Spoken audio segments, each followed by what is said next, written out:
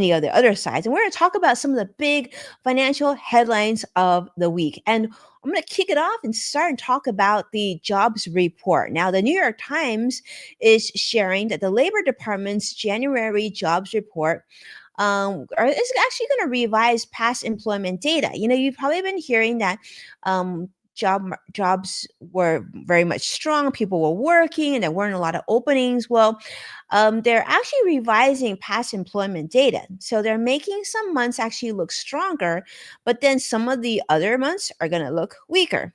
I don't know if that's kind of a wash or what it is, but this could potentially cause some confusion.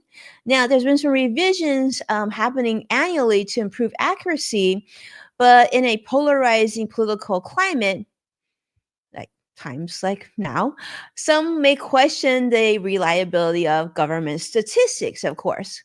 Now, talk about job growth, though. Those numbers are certainly shrinking. In fact, a prior estimate showed that 818,000 fewer jobs were added in 2023 and early 2024 than initially was reported. But Friday's update will likely confirm or adjust that, making the biggest downward revision since the year 2009. So labor force estimates are going to be skewed due to the new Census Bureau population estimates. That's going to change as well. So we'll have to see how it unfolds. But I think the net is, if you have a job, you're probably, hopefully, happy that you do have a job. And if you're in transition, hopefully it'll be a very short amount of time before you get hired at that next job so you can bring in income again, right? But either way, change is happening with job data. That's the net of the story. Now, another thing that I want to talk to you about is something you've probably heard about quite a bit if you follow financial news, and that's regarding artificial intelligence, and namely a company called Deepseek. Now, Deepseek is sort of unique, but we're going to talk about that.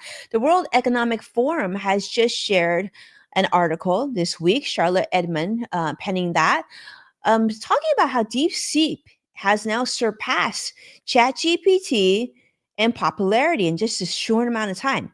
In fact, the Chinese AI model has become the most downloaded free app on the Apple Store here in the United States, which signals a major industry shift.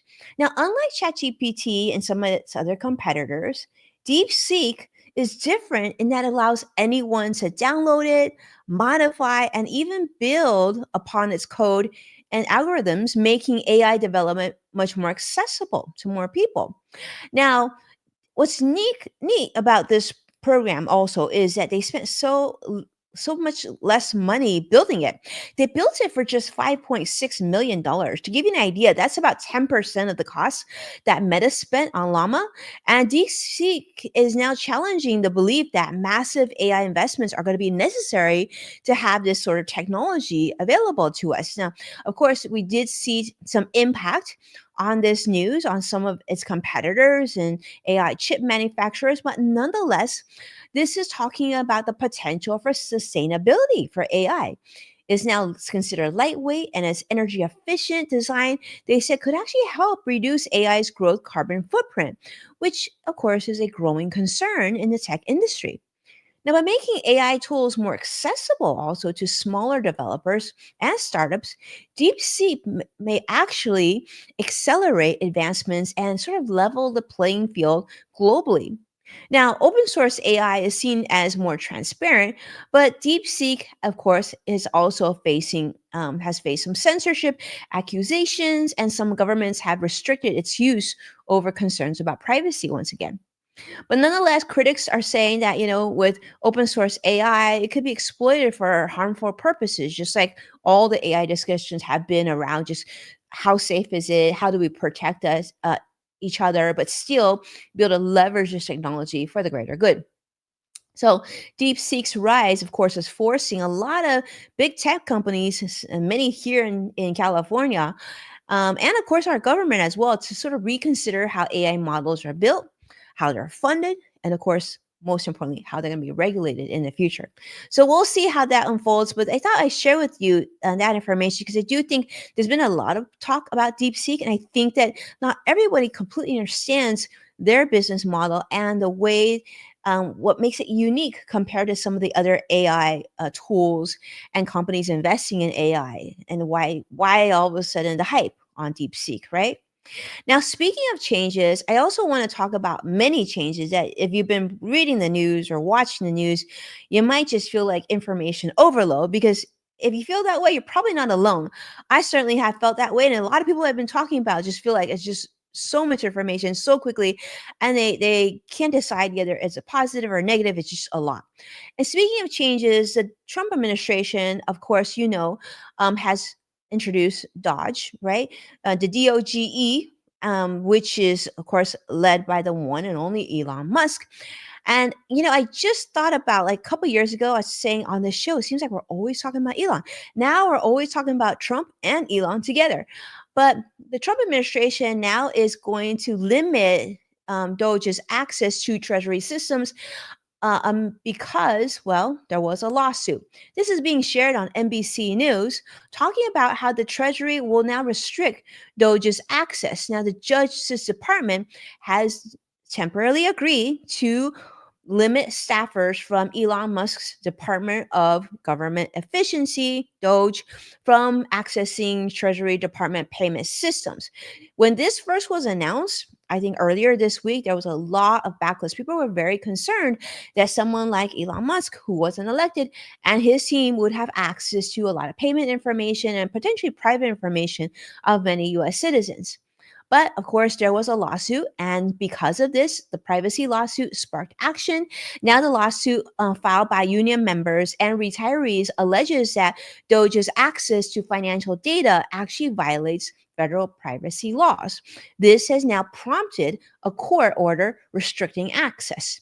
So now, two DOGE affiliated special government employees, Tom Kraus, Marco Ellis, well, they're still going to retain their read only access as needed for their duties, but it looks like it definitely reduced the amount of eyeball that has access to our information. Now, as a special government employee, Elon Musk has been overseeing DOGE's expansion into various agencies, including Treasury and the Department of Transportation. And I don't know if you've been reading the news, following political news, you have been seeing his name everywhere. And I've actually read people calling him President Musk and everything else. And I see CrossX Fighter, St. Joshua joining us on YouTube Live. Thanks so much for being here today. And let's continue on because there's been a lot of news. And so I'm curious to see how you feel, of course, about these stories. And tell me, how is it that you feel about our US government right now?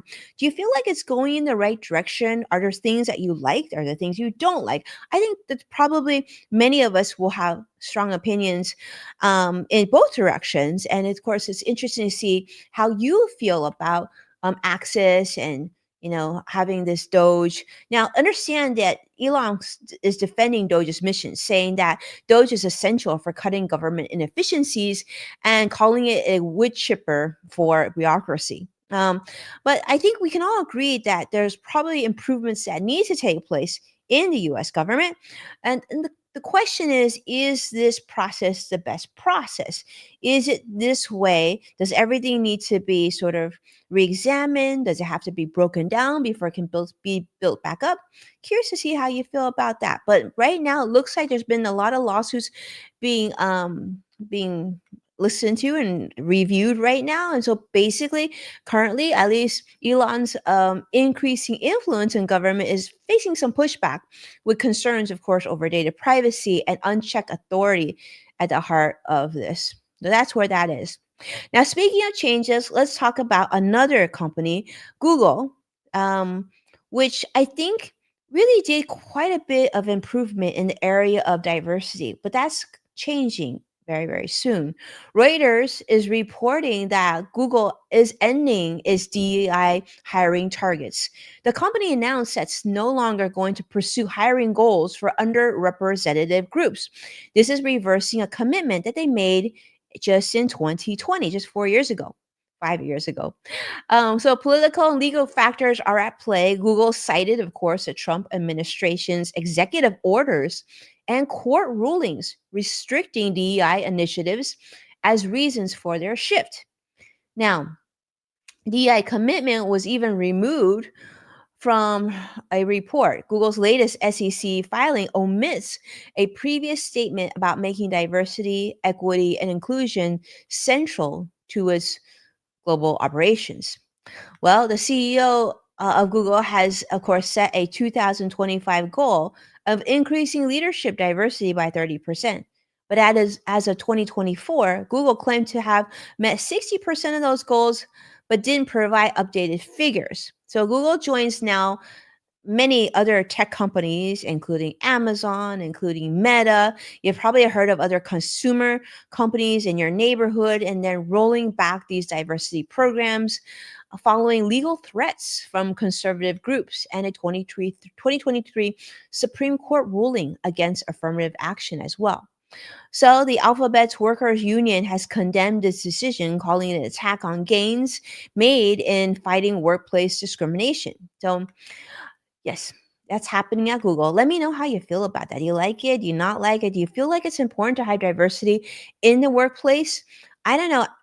Personally, I think it is. I think it's really important because I mean, it wasn't that long ago when I started in the financial industry and really very few people looked like me. And yet, when it comes to working with the clientele, a lot of clientele definitely did look like me. So I think it's important that there's representation in companies. And if we can make a difference, however small or however great, it seems like the responsible thing to do. So to me, this is a disappointing chapter in workplace history, I guess. And speaking of things that I think is disappointing, also, there's another story that's came out this week coming out of Pennsylvania. In fact, Pennsylvania police are very busy because they're looking to look for some eggs. That's right, you heard that right. Associated Press is reporting the massive egg theft battles. Now, I will say this: my husband went to Costco this morning because we needed some groceries and supplies. I'm like, make sure whatever you do, you hit the egg area first, right? You know, the refrigerated area when they have usually tons and tons of eggs. And get this, like, first off, they're restricting you to only be able to purchase 3 boxes of eggs, and the supply is significantly limited. You know, the days of having multiple different types of eggs to choose from, well, those days are not today. So right now, not so much choices. Now, if you can get eggs, you're kind of pretty lucky right now. So massive egg theft is taking place. We're talking about 100,000 eggs valued at, get this, $40,000. That's a lot of street value for eggs. Were stolen from Pete and Gary's Organics distributor trailer in Pennsylvania. Now, police haven't identified any suspects. They're hoping that the community will come in with tips, surveillance footage, whatever they can come up with to possibly witness who stole the eggs. And they're hoping the witnesses will crack the case, pun intended. So, a veteran Pennsylvania state trooper described the case as highly unusual, making one of the largest egg thefts reported. Almost seems like one of those feel good stories, but no, it's actually true. So, because of what's happened with the bird flu, H5N1, avian flu, and everything else, and supply chain shortages, US egg prices have surged considerably, with costs expected to rise now another 20% this year. So we definitely are seeing a shortage of eggs. And next time you're looking to make pancakes, you might have trouble finding as many that you want. But given the high value of the stolen goods, now Pennsylvania authorities are classifying this as a felony crime. So it's going to be increasing pressure to finding the culprits. I guess, if you're in the Pennsylvania area or anywhere within driving distance, it'd be interesting to see who's selling eggs and where they're selling eggs, because I imagine 100,000 eggs. I mean, most people don't need 100,000 eggs. Where would you even store all that? And you would need to move it pretty quickly because I imagine it's perishable, right? Well, they're saying, this year's Easter, Easter approaching, stolen eggs could be resold at an inflated prices, which adds urgency to an investigation. But yeah, this year Easter is probably going to cost a lot more if you're going to be bringing out the eggs. And speaking of eggs, somebody asked recently online asking whether eggs are safe to eat as bird flu spreads. And so the New York Times has done an article about this. Danny Blum talked about how the bird flu is impacting egg supplies and the virus is spreading among chickens, causing shortages and rising prices. In fact, I even read that in New York, even some concerns about like human transmission or cow transmission as well. But experts say that the risk to consumers currently still is relatively low. US regulations do require eggs to be washed and sanitized, reducing the chance of contamination before actually reaching grocery store shelves. But these infected chickens are, quickly culled, unfortunately. And since bird flu seems to rapidly sicken hens, farmers have to identify and then they have to remove infected flocks before the eggs even reach the supply chain. So they're saying although human infection from these eggs is unlikely, most human cases in the US have come from direct contact with sick animals, but not all of them. But so far, nothing has been from consuming eggs. So the CDC is recommending, of course, that you cook eggs to 165 degrees Fahrenheit. You want to make sure that the egg yolks are firm and scrambled eggs are fully cooked to kill any potential virus. And of course, pasteurized egg products are safest. That's your liquid egg products that have undergone pasteurization, which inactivates the virus and makes them sort of more so a worry-free option. But nonetheless, they say if you're cooking your eggs properly and you're handling them with care, the risk of bird flu infection from eating them is very low. So let me know how you think about that. Have you noticed a shortage of eggs, and how does this impact your like? Do you eat a lot of eggs at home, or is this not a big issue for you? And how much more do prices need to go before you're saying like no more? I'm not buying a dozen eggs. I'm just gonna be without for a little bit. In fact, I found that there's a lot of different alternative ways of substituting eggs in your recipes. Of course, it's not going to be the same if you're doing a sunny side egg or scrambled egg. You still need the egg, but like let's say you were making banana bread, right? I guess there's other ingredients that you can sub for eggs temporarily and still have a pretty nice experience there. And with that, let's take a look at the market. We got 3 minutes left to go. The Dow is currently down 138 points. The Nasdaq's down 90, and the S&P 500 is down 19 as well. So thank you so much, my friends, for being a part of today's Level Up. Do me a favor, hit that like and subscribe to stay updated on all the latest insights. And if to watch past full episodes of Level Up, you can check out Amazon Fire, Samsung, LG, Roku, and some older episodes are on NASDAQ as well. And when sharing an episode online, thank you so much for tagging at Winnie Sun. I see Sadiq joining us. Thank you so much, Sadiq, for being here as well. Always appreciate you, Joshua, for making the time. And with that, have a wonderful, wonderful week and a beautiful weekend. I'll see you again next week. And with that, it's a wrap. Take care now. Bye-bye.